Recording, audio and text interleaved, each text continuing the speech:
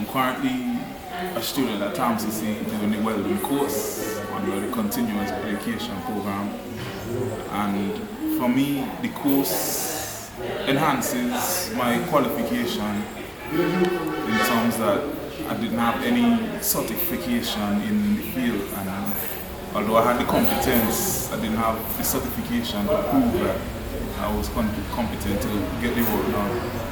I'm a part-time welder at my neighbor's welding shop, and being able to attain this information and the practicals of the course, puts me in a more, I should say, a more marketable position as a tradesman, And I would encourage anyone to come and do the program because it gives you a greater feel of the practical aspect of welding as well as the theoretical part. It creates a perfect balance and harmony between the two.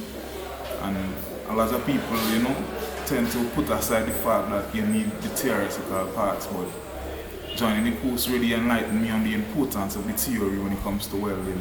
It makes everything a lot more understandable, and it makes the work in part flow easier.